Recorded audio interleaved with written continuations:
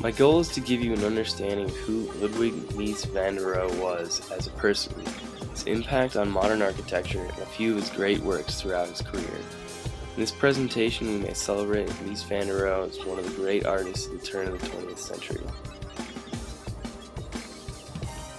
Mies was born March 27, 1886 in Aachen, North Rhine-Westphalia, Germany.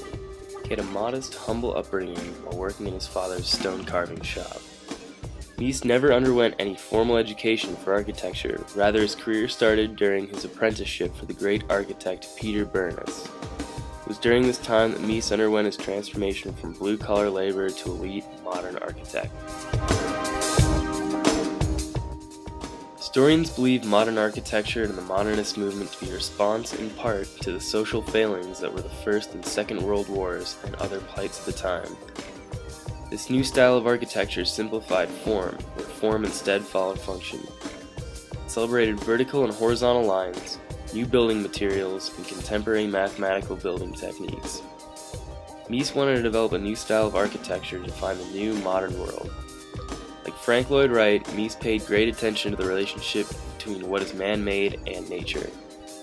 Mies selectively adopted theoretical ideas such as the aesthetic credos of Russian constructivism. Due in part to the conflict between his work and Nazi ideals and the government funding of his school getting cut off, Mies left Germany for the United States in 1937.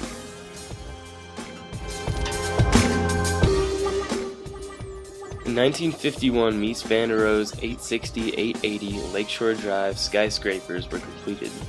The four middle-income apartment buildings were designed, however, 30 years prior in the Friedrich Strauss skyscraper competition in Berlin. Minimalist rectangular structures consist of square arrangements of steel and large glass windows, quite contrary to the brick of the time. The buildings rest on stilts, leaving space for entirely glass lobbies below. These skyscrapers set the precedent for many to come.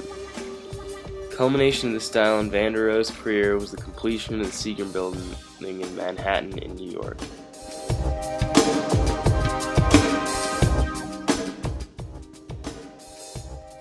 Mies later returned to Germany to design and construct the new National Gallery. It is a museum for modern art, inaugurated in 1968, whose structure rivals the art in which it contains. It is truly a minimalist masterpiece. 8 columns support a square platform roof.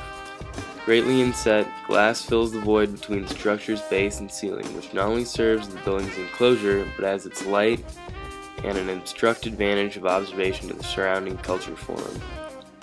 Van der Rohe's goal of the structure was to prime museum visitors for its collection. The new National Gallery's collection currently consists of Impressionist, Surrealist, and Cubist masterpieces by artists such as Pablo Picasso, John Moreau, to name a few.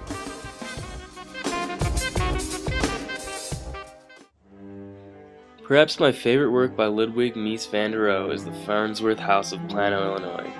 The house was commissioned by Dr. Edith Farnsworth as a weekend retreat and was completed in 1951. The house consists of 8 steel beams that suspend the floor 5 feet above the ground and support the thin platform roof. As it appears, the enclosure consists entirely of glass. The only privacy provided, other than the home's remote location, is an inner core in the middle of the house for the bathroom and utilities.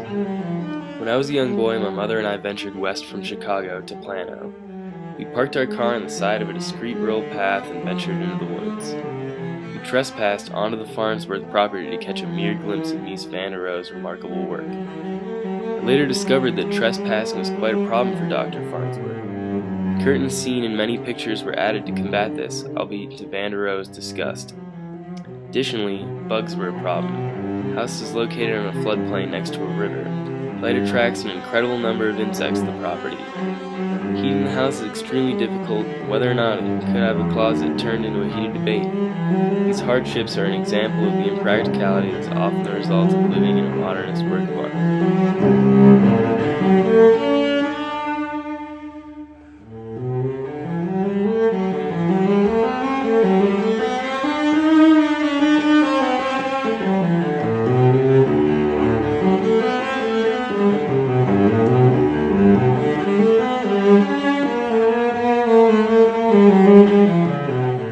In addition to architecture, Mies van der Rohe was a renowned designer of modernist furniture.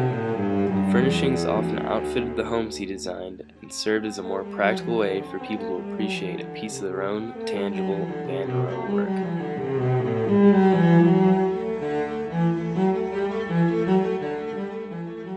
On August 17, 1969, Ludwig Mies van der Rohe died, leaving behind a wealth of work to inspire countless artists after him. Even his headstone is minimalist. It's the simple, flat slab of black granite.